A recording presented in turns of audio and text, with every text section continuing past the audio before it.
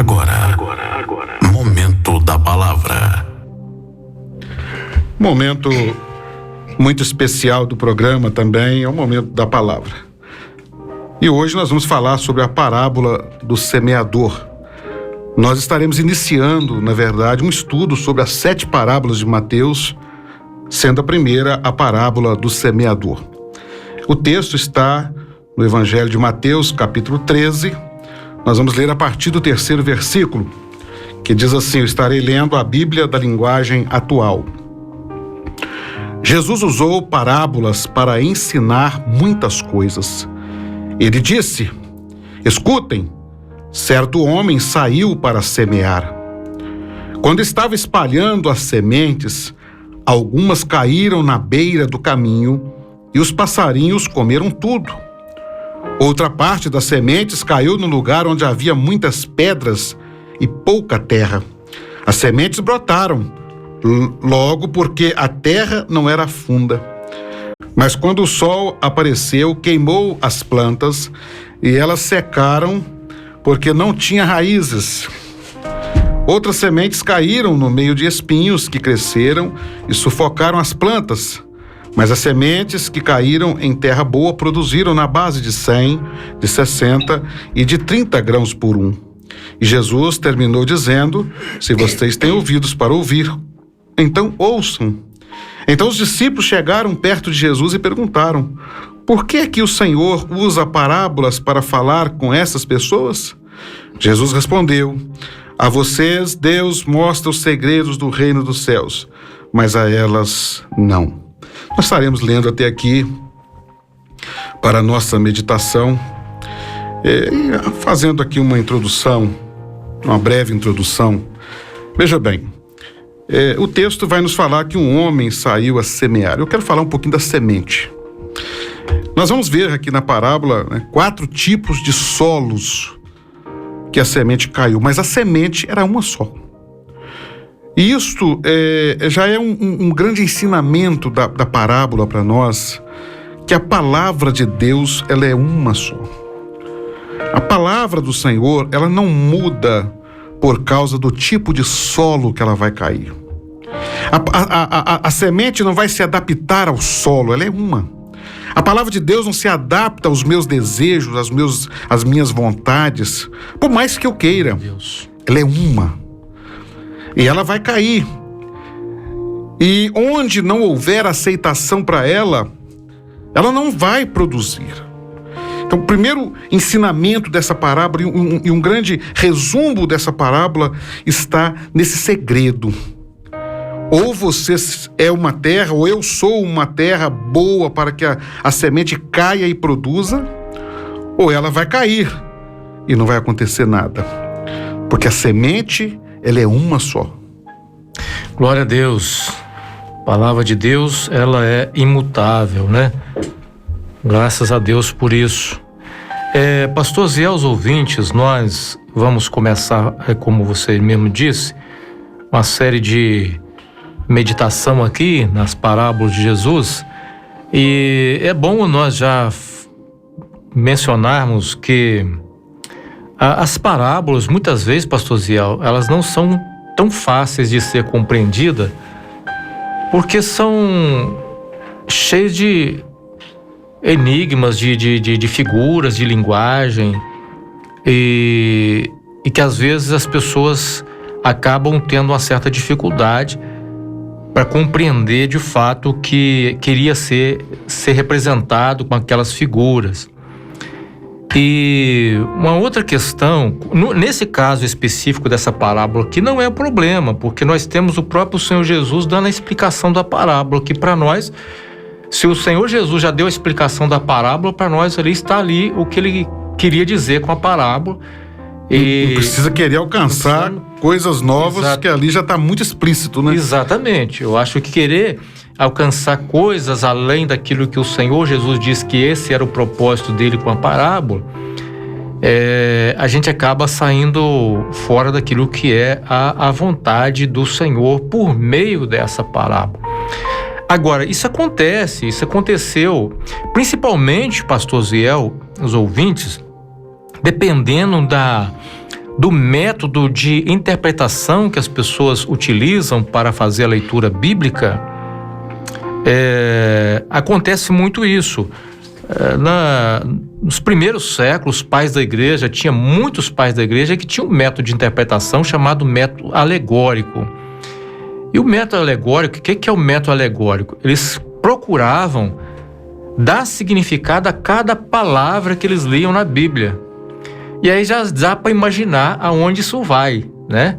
Surgem as loucuras, Surgem as loucuras, as coisas vão fantasiando e distanciando aquilo que é o propósito original da parábola. E principalmente aqueles pais da igreja que eram vinculados à escola de Alexandria. Outros da escola de Antioquia já tinha uma interpretação mais literal, gramatical da Bíblia, já evitava isso.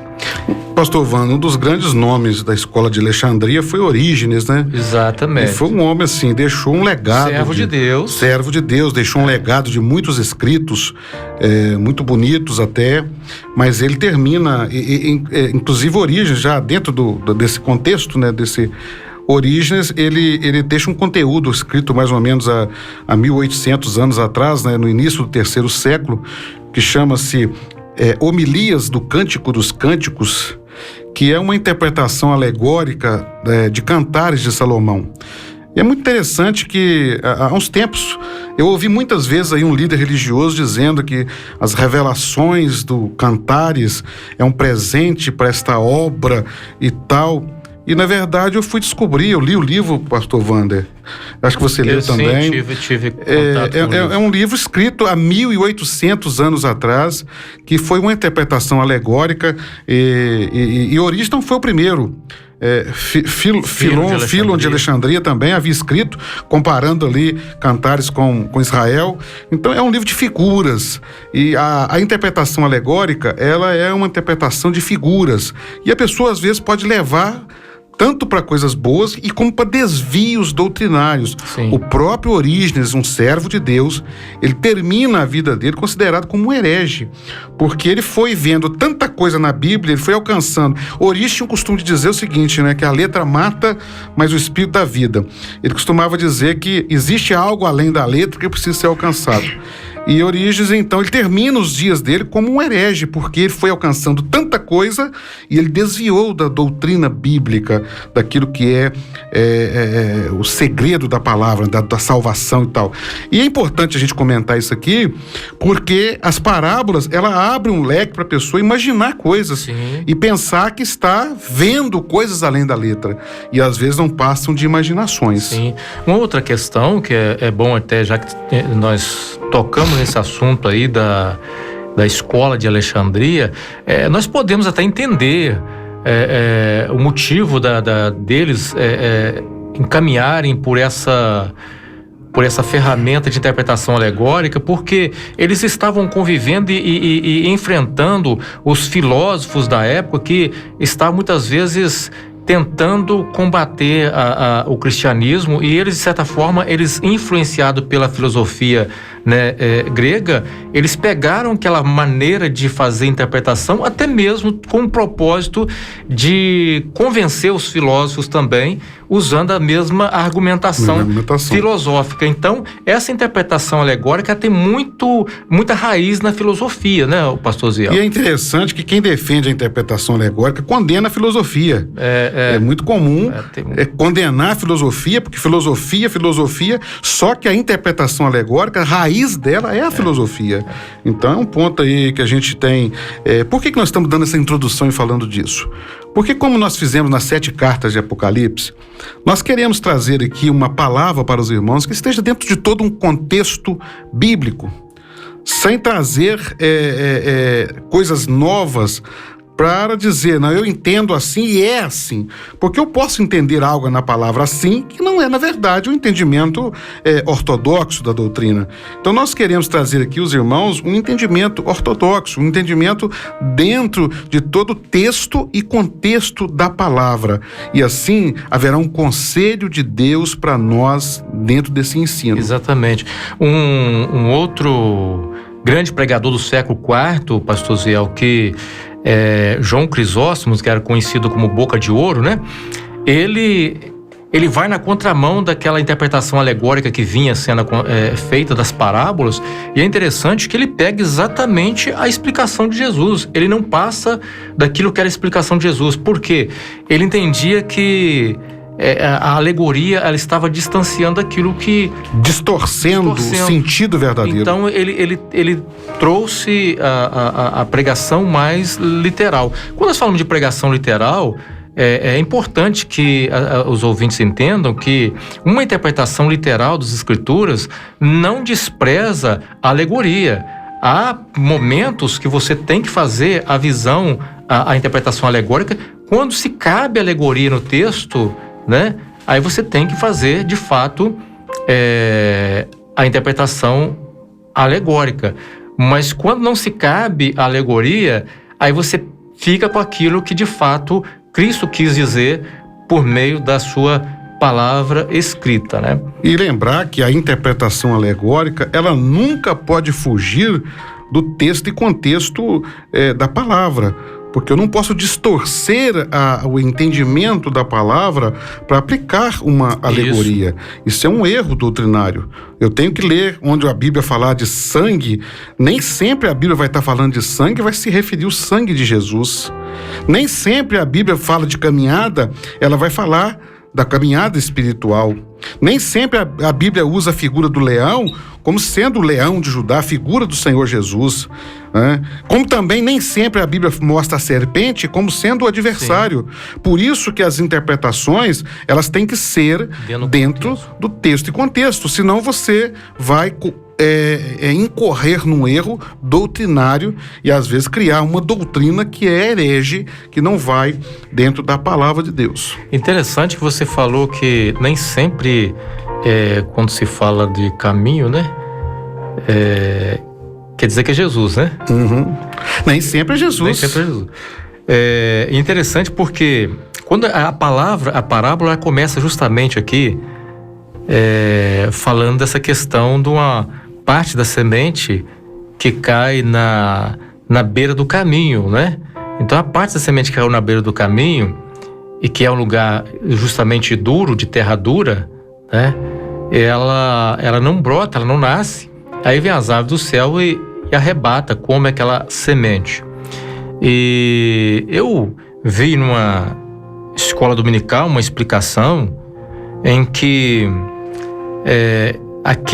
aquela semente que cai à beira do caminho representa aquelas pessoas que não estão no caminho, porque o caminho é Jesus, estão à margem do caminho. Então fez uma ligação do caminho aqui como se fosse Jesus, e não cabe, porque o caminho aqui, na verdade, foi uma dificuldade. O caminho aqui não foi uma bênção, o caminho aqui, ao contrário, foi o motivo da rejeição à semente. Então você não tem como fazer uma aplicação de que está no caminho, porque está à beira do caminho justamente por causa da terra dura. E se tivesse no caminho, a terra continuaria mais dura ainda. Então não cabe essa aplicação. É por isso que a gente tem que tomar cuidado com o contexto que você acabou de dizer. Tem que se fazer uma leitura observando o contexto, né? E o risco da interpretação alegórica é justamente esse. É caminho, é Jesus. E não é. O caminho aqui não é Jesus, porque a semente tinha que ser semeada na terra macia, na terra boa. E aquela que caiu na beira do caminho, quer dizer, próximo ao caminho, ela não brotou. Se tivesse caído dentro do caminho, aí que não brotaria mesmo. Então a parábola começa já a mostrar esse segredo da interpretação, que nós não devemos nos equivocar e pensar que todo caminho é Jesus, que toda serpente é o diabo, que todo leão é Jesus, e nós temos que estudar a palavra de Deus. Uma coisa, pastor Zé, que a gente deve pensar aqui nessa parábola é porque ela mostra 4 tipos de terreno.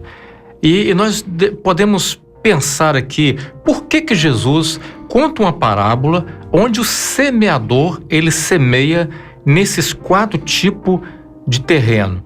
Qual seria o propósito de Jesus em mostrar que o semeador joga semente nesses 4 tipos de terreno, inclusive naquele terreno duro que não vai dar nenhum efeito à semente. Então você tem 4 tipos de terreno. E eu já vi alguma explicação, e aí a gente tem que tomar muito cuidado com aquilo que a gente traz de outros textos que a gente fez leitura, e muitas vezes a gente acaba trazendo aquilo na nossa mente. E quando a gente faz uma leitura de um texto, vem aquilo na mente, a gente quer fazer uma ligação. E eu já vi alguém dizer que os 4 tipos de terreno poderia ser representar os 4 cantos da terra. Porque o que acontece, pastor Ziel? Você tem lá a palavra de Jesus falando do momento escatológico, que quando o Senhor Jesus vier, ele vai juntar os seus escolhidos do 4 cantos da terra, para mostrar que os salvos estariam em todo mundo. Então ele usou o todo mundo como 4 cantos da terra. E as pessoas às vezes pegam e faz menção aqui, 4 tipos de terra, 4 cantos da terra, né? Representando aqui que a palavra de Deus estaria nos 4 cantos da terra. E não tem cabimento. Por quê? Porque se fosse 4, e se fosse representar 4 cantos da terra, somente um canto da terra haveria salvos. E todos seriam salvos ali. E os outros demais, e todos seriam salvos. E os outros demais, não. Então você vê que o próprio raciocínio, já desmonta esse entendimento, esse argumento. Então, agora, por que o Senhor fez isso? Eu creio, pastor Ziel, que o Senhor Jesus quis mostrar aqui que o Evangelho, ele é apresentado a todo tipo de pessoa. Todo tipo. O Senhor não faz acepção de pessoas a quem deve se levar a palavra. Isso é um ensinamento para nós, irmãos, amado ouvinte, que nós nunca devemos ter um olhar discriminatório com nenhuma classe de pessoas. A gente vê hoje no meio evangélico uma santidade falsa e achar que há grupos que devem ser excluídos, né? Eu já vi irmãos, né? Pessoas boas, pessoas que estão dentro do evangelho, que quando se refere a determinados grupos de pessoas, falam com despeito, falam com um ar de deboche, e o olhar do Senhor Jesus não é esse. O Senhor quer alcançar a todos. Não somos nós que temos que fazer pré-julgamento de ninguém. Nós temos que pregar a palavra do Senhor, pregar o amor de Cristo, levar o amor de Cristo a todas as pessoas. Que se vai nascer a semente ou não, é uma relação da pessoa com Deus. Mas nós temos que ser, e esse homem que saiu a semear aqui é a figura do próprio Senhor Jesus, porque nós, irmãos, somos apenas instrumentos de Deus, às vezes, para levar a palavra, mas quem semeia a palavra é o Senhor, e Ele não faz acepção de pessoas. Um exemplo disso, seu ministério, Ele nunca recusou ninguém, se era leproso, se era uma prostituta, se era um adúltero, se era publicano, se era... em muitos momentos os fariseus disseram, mas esse homem senta e come com os pecadores. Sim, porque não há acepção de pessoas no olhar do Senhor. Ele ama incondicionalmente. O desejo de Deus é salvar o homem. Então a palavra, ela é semeada a todo tipo de solo. Onde nascerá? Só Deus sabe. Mas ela deve ser semeada sem distinção. E isso nos ensina a nunca termos esse olhar crítico. Isso é soberba religiosa, isso não glorifica o nome de Deus, né? Eu já vi pastores proibindo um determinado tipo de pessoas entrar dentro de uma igreja na hora do culto. Isso, além de ser um crime contra a Constituição, porque o culto, quando está com as portas abertas, o local ali é um local público. Isso, além de ser um crime contra a Constituição, isso fere a palavra de Deus, porque a todos Deus deu o direito de ouvir a palavra do Senhor. Perfeitamente, pastor Ziel. Você tocou num ponto aí, e eu já ouvi uma experiência de uma conversão, e às vezes isso pode até acontecer conosco, porque, vamos supor, você está num culto, de repente chega uma pessoa bêbada, e dependendo da condição que ela está, você sabe que ela vai ali para perturbar o culto, e ela não tem condição nenhuma de estar ali para receber a palavra. Mas há graus de bebedeira, né? Tem pessoas bêbadas que, apesar de estar bêbada, elas têm a condição de assimilar alguma coisa. E eu vi uma experiência de uma pessoa que foi impedida de entrar num culto, pastor Ziel, porque estava bêbada. E essa pessoa, ela não pôde entrar no templo porque estava bêbada, estava chovendo e ela ficou lá de fora. Ela ficou lá de fora ouvindo o culto lá de fora. E ela converteu do lado de fora da igreja. Glória a Deus. E se tornou um pastor evangélico. Glória a Jesus. Então nós nunca sabemos que tipo de terra está ali. Está ali. E aí a gente tem que ter esse cuidado. Eu tenho um testemunho também, um pastor amigo meu, ele estava bêbado, havia um culto na praça, e ele muito bêbado, fizeram um apelo ali, quem quisesse aceitar a Cristo, né? Era um culto pentecostal, tem esse costume, e ele bêbado, alguém chegou perto dele, você quer aceitar Jesus? E ele bêbado, eu quero, levantou a mão e foi lá para frente receber a oração.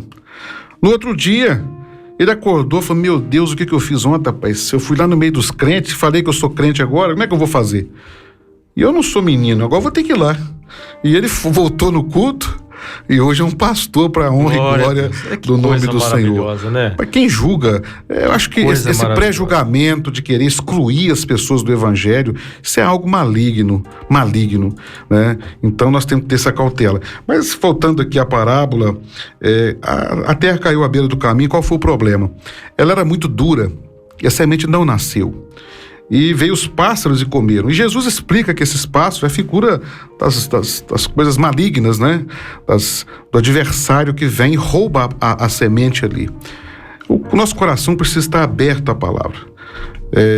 Um certo dia eu ouvi alguém dizer que o homem, para ouvir a palavra, ele precisa ser sensível. Nada, é ser sensível. E ser sensível é dar crédito, é procurar, Senhor, isso é verdade, isso é do Senhor. É ter humildade para entender que somos nada e Deus é tudo. O homem não precisa acreditar em tudo que ele ouve, mas quando se trata da palavra de Deus, ele precisa ser sensível, porque às vezes a dureza do coração do homem, né, às vezes o solo está petrificado de tantas coisas. Hoje nós vivemos um momento que tem endurecido o coração de muitos, pastor Wander, são os escândalos evangélicos, né? E muitas pessoas falam, eu não vou para a igreja é só de escândalo, é só escândalo, e as pessoas às vezes fecham o coração. Eu quero te dizer, meu irmão, a Bíblia diz que é necessário que aconteçam os escândalos. Ai daqueles que por eles acontece o escândalo, mas eles são necessários acontecer. Não endureça o seu coração porque você viu escândalos, porque isso sempre existiu, existe hoje e sempre existirá. Ai deles, mas você pode ser uma terra boa para receber a palavra e produzir. Então não endureça o seu coração por atitudes de homens. Olhe para a atitude do homem Jesus, que como homem, ele te amou, ele nos amou de uma maneira tão grande que ele se entregou por nós. Jesus é para ele que nós devemos olhar para não ter o coração endurecido. Interessante, pastor Ziel, é que a palavra, a explicação de Jesus diz que aquele que a semente cai na beira do caminho é aquele que ele ouve, mas não entende. E não entende justamente por causa do coração endurecido. Por exemplo, nós estamos aqui com um programa da rádio falando da palavra do Senhor, e é possível que alguns estão até ouvindo, mas não vão entender, porque não tem interesse em entender. Eles estão atentos a outras coisas. Qualquer coisa tira a atenção deles, não tem interesse, está ouvindo, até gosta de ouvir, mas sem aquele interesse em compreender aquilo que de fato está acontecendo. Então esses não vão ter efeito. A palavra é como que a palavra cai no coração, mas não produz nada, né? O inimigo vem logo com meia dúzia de conversa, tira aquilo que ele ouviu e desvia a atenção, ou tira aquilo que ele ouviu ali e rouba, né? E hoje, pastor Wander, amado ouvinte, uma coisa que tem endurecido muito o coração do homem é o sistema religioso que ele vive. Porque nós temos que ser abertos à humildade de ouvir, de analisar. Porque, como dissemos no início, a semente é a palavra de Deus. Mas às vezes a pessoa aprende algo no seu grupo religioso ali, distorcido da palavra, e ele não quer ouvir mais nada. Ele não quer ouvir mais nada. Eu me lembro, eu fui falar de Jesus para alguém um dia e ele estava com entendimento herético da palavra, e eu fui conversar com ele, falar para ele que nós precisamos voltar à palavra, deixar essas ilusões de lado, e ele disse para mim assim: olha, o meu pai era assim, a minha mãe era assim, se eles foram para o inferno, eu também vou para o inferno, mas eu não mudo por nada. Então, isso é a dureza do coração. E a gente vê muito isso hoje. As pessoas estão no meio religioso, eles se consideram superiores aos demais grupos religiosos e não abrem o coração para nada. E os próprios líderes, às vezes, religiosos, proíbem ou ensinam aos seus membros a nem lerem nada, não estudarem nada, não ouvirem nada, porque querem um povo do coração endurecido que só ouve aquilo e só crê naquilo. Isso é um perigo. É verdade. A outra parte da semente, o pastor Ziel aqui, diz que caiu num lugar que tinha muita pedra, o solo rochoso. E Jesus vai explicar, dizendo que esses representam aqueles que ouvem a mensagem e sem demora recebe com alegria aquela mensagem pregada. Olha que coisa interessante. Ele ouve, recebe com alegria a mensagem, mas ele não tem uma raiz por causa da rocha, do terreno rochoso, ele não tem raiz profunda. E aí quando vem as lutas, quando vem as provações, não tendo raiz profunda, vem os problemas, vem a perseguição por causa da mensagem, e eles desanimam cedo.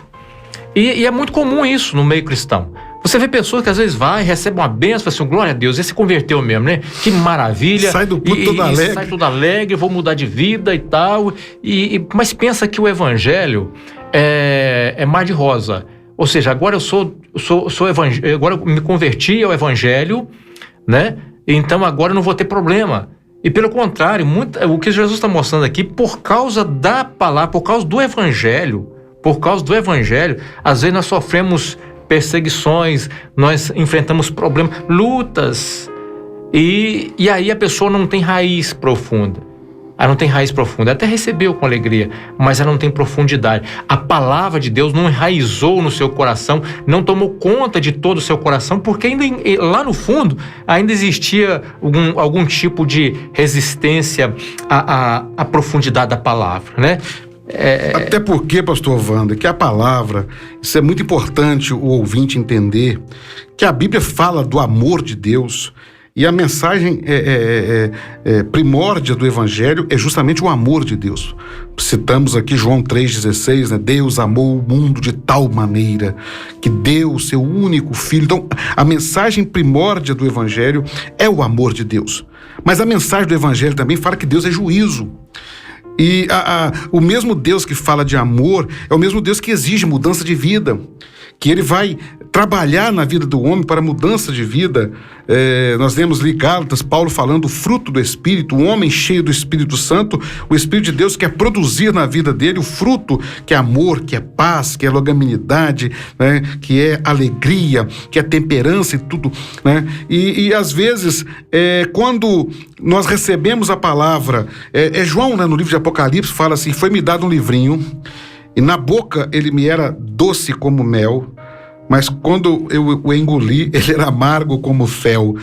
Apocalipse, não é isso que fala a visão de João? Veja bem, porque às vezes é justamente isso aí. Às vezes quando você recebe ali, você aceita Jesus, você começa a caminhar, você fica feliz: Jesus é amor, vai mudar a minha vida. Mas, meus irmãos, servir a Cristo é renúncia. Servir a Cristo é uma luta da carne contra o Espírito. E não adianta querer tampar o sol com a peneira. Servir a Cristo é mudança de vida. Servir a Cristo é ter a vida transformada pelo poder de Deus. Nós vemos um mundo em que todo mundo é cristão, mas a mudança de vida não acontece. Porque quando se exige a mudança de vida, ele diz: não, aí eu não quero, aí não é para mim. Nós vemos um episódio de Jesus quando estava pregando, né? A Bíblia diz que as pessoas foram saindo, enquanto Jesus estava falando do pão da padaria, né, que alimentando o povo, só vinha chegando gente. Quando Jesus falou: olha, esse pão vossos pais comeram e morreram, vocês precisam comer do pão da vida. Aí a Bíblia diz que foram retirando um após o outro e disseram assim: duro é esse discurso. É porque não tem raiz a palavra, né? O coração por cima é uma camada de terra fértil, mas lá por baixo é uma pedra sólida, que ele não quer abrir mão dos seus conceitos, dos seus valores, da sua inteligência, ou pelo menos da inteligência que acha que tem. Porque servir a Cristo é ser verdadeiramente inteligente. Você tocou num ponto aí muito interessante nesse episódio que aconteceu com os discípulos, porque quando vai todo mundo embora por causa do discurso duro, Jesus vira para os discípulos e fala assim: vocês não querem ir também não? Os 12. E Pedro vai cheio ali, né? Assim: Senhor, para quem iremos nós? Só tu tens as palavras de vida eterna. Glória a Deus. Né? Então, o cristão, ele tem um compromisso com Jesus e ele sabe que não há outro caminho, não há para onde ir, não há para quem ir, né? Porque às vezes nós ouvimos falar que é para onde, troca a palavra para quem, para onde, para se dar uma ideia de que aonde eu estou grupo religioso, né? Não tem outro lugar para mim servir. Então se eu sair daqui, eu vou para onde? Inclusive, mas pastor Wanda, existem grupos que usam esse versículo para aprisionar as pessoas no seu grupo religioso. Usando para onde? Para onde iremos nós? E aí a pessoa: meu Deus, eu não tenho para onde ir. Aqui é tudo. Irmãos, tudo é Jesus. E na verdade o texto é para quem iremos. Para quem iremos nós. Ou seja, a ideia não tem outra pessoa, é Jesus. A não ser Jesus. Então, se eu for distanciar de Jesus, e aí vai ser um problema para mim. Então, mesmo que o discurso seja duro, é esse o discurso que me dá vida. Glória a Deus. É esse que me dá vida eterna.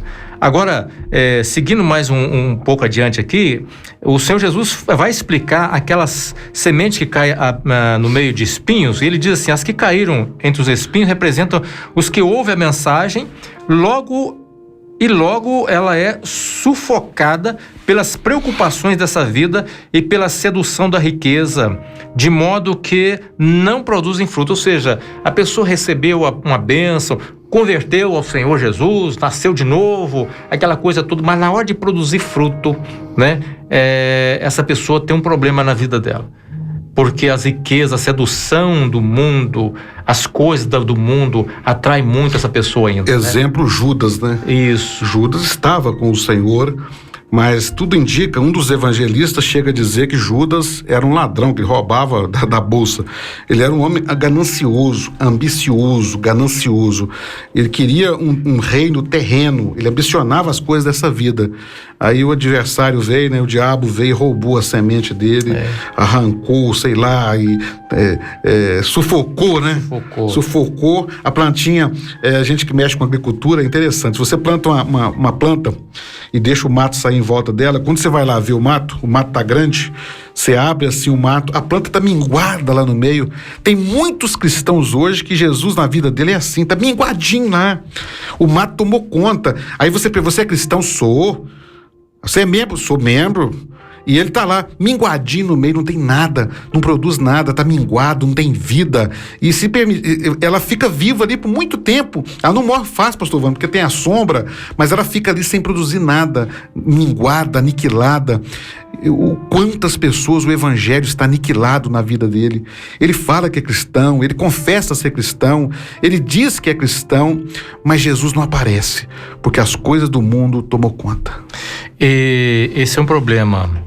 Nós não podemos deixar o mundo nos seduzir. Não podemos deixar o mundo nos seduzir. Porque o mundo está aí fazendo o papel dele. Mas o que ama o mundo, o amor do Pai não está nele, diz a palavra do Senhor, né? Amém. Pastor Wanda, o tempo está chegando ao fim. A última passagem fala da terra boa. E um conselho que a gente pode dizer é o seguinte: seja uma terra boa. Arranca os espinhos. Cavuca e arranca a pedra se tiver aí. Às vezes a gente tem que cavucar fundo e arrancar aquela pedra que está impedindo da palavra entrar e fazer. Eu já plantei café no meio de pedregulho. Era interessante que a gente ia com a cavadeira, ia fazendo um buraco, ia fazendo até que a cavadeira enfiava bastante ali, a gente punha a muda naquele lugar. Porque o peão do café, pastor Wanda, ele ia descendo naquelas gretas ali e formava um pé de café no meio das pedras. Mas é porque você fez uma abertura para que a raiz aprofundasse. Tem hora que a gente tem que fazer isso, para que a palavra de Deus penetre profundo e seja uma bênção na nossa vida. E aí vai produzir muito, porque Jesus, Ele nos dá essas condições de produzirmos muito. Que Deus nos abençoe. Vai o nosso abraço aí a todos os irmãos. O programa está chegando ao fim e que a palavra de Deus, ela possa penetrar no seu coração com profundidade, possa criar raízes e possa viver uma bênção em Cristo Jesus. Amém. E Jesus virá colher, vai colher os frutos, tá? Virá colher os seus frutos, o resultado do Evangelho. Não importa se é 30, se é 60 que você está produzindo, ou se é 100%, né? Não importa que você esteja produzindo frutos pelo poder do Evangelho. Que Deus possa nos abençoar em nome de Jesus.